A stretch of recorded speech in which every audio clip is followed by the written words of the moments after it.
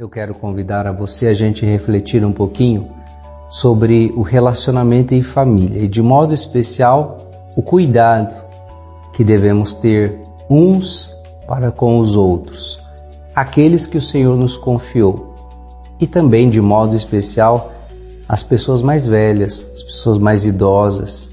Quantas vezes ficam esquecidas, quantas vezes sozinhas, quantas vezes a ingratidão para com aqueles que nos criaram, nos educaram e que fizeram tanto por nós.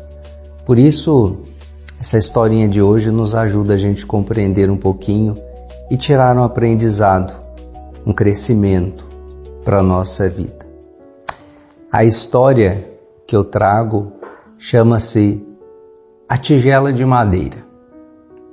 O vovozinho, a idade já estava chegando, então a doença também. O filho resolveu levar o pai, o vovô, para morar junto com ele, com a família. O filho já era casado, tinha esposa, filhos, e o vovozinho então foi morar junto com essa família, junto com o filho. Mas ele, já com a idade avançada, tinha o mal de Parkinson, então ele tremia muito. Todos os dias a família fazia a refeição à mesa, mas o vovô fazia uma bagunça. Com as mãos trêmulas, derrubava a comida fora do prato, derrubava a água, o suco. Por vezes até o prato ele deixou cair e o prato de vidro se quebrou. A nora já estava ficando impaciente com toda aquela situação. O filho, com o tempo, foi ficando irritado com tudo aquilo que o pai, na hora ali da refeição, do alimento da família, fazia. Toda aquela bagunça. Foi então que eles decidiram pôr fim àquela situação. E aí eles arrumaram uma mesa, uma mesinha, uma cadeira. E o filho então chegou para o seu pai, o vovozinho, e disse: olha, de hoje em diante o senhor não vai comer na mesa conosco, o senhor vai comer aqui nessa mesinha, tá bom? E porque lá o senhor derrama tudo, faz bagunça.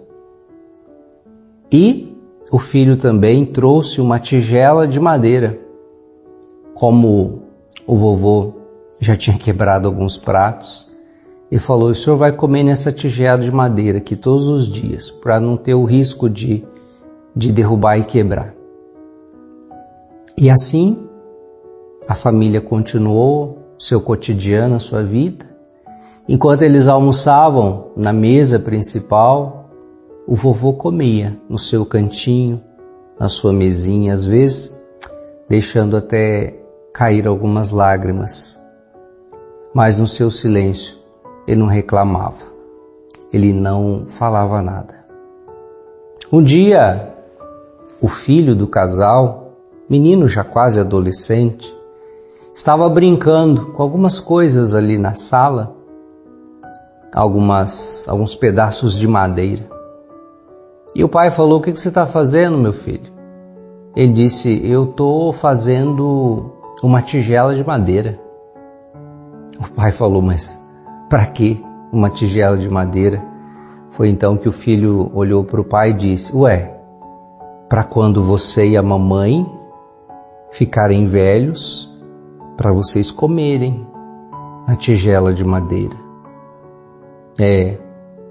Naquele momento, aquele pai caiu a ficha, né?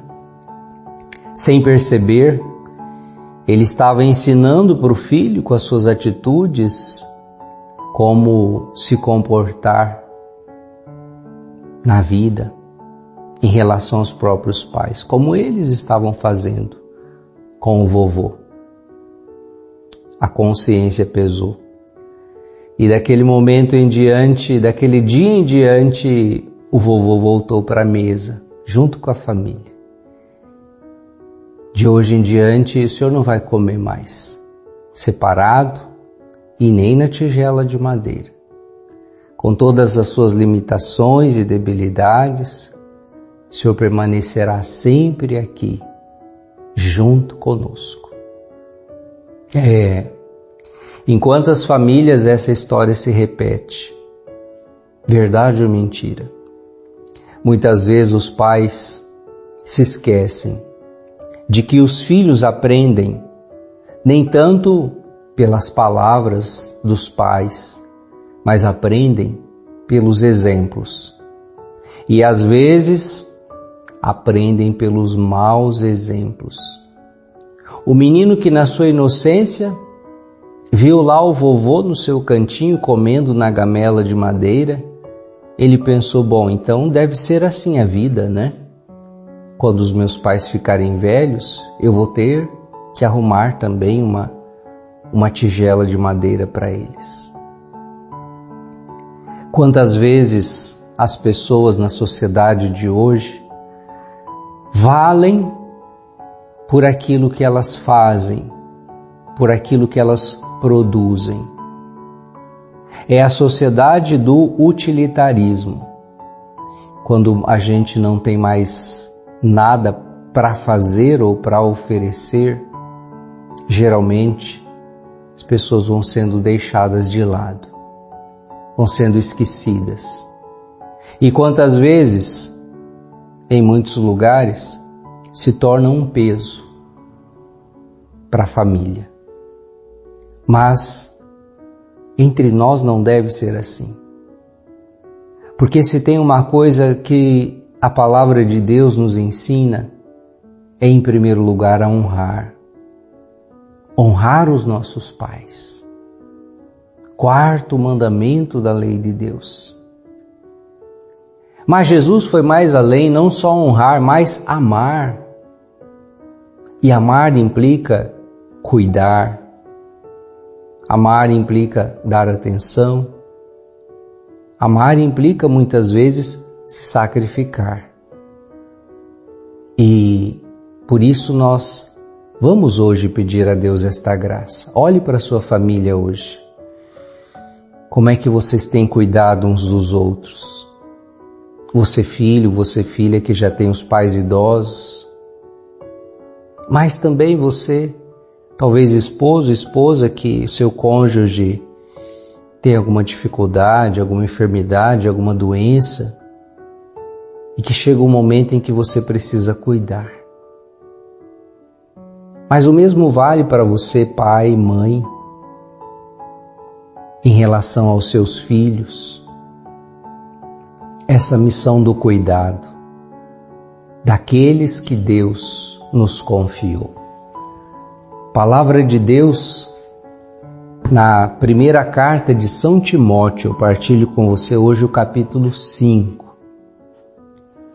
A uma pessoa mais velha não repreendais, mas aconselha como a um pai. Aos mais novos, como irmãos. Às mulheres idosas, como a mães. As mais jovens, como tuas irmãs, com toda a castidade. E o versículo 8 diz: quem não cuida dos seus, e principalmente dos de sua casa, renegou a fé, e é pior que um infiel. Palavra forte, não é verdade? Quem não cuida dos seus, dos de sua casa, renegou a fé e é pior do que um infiel.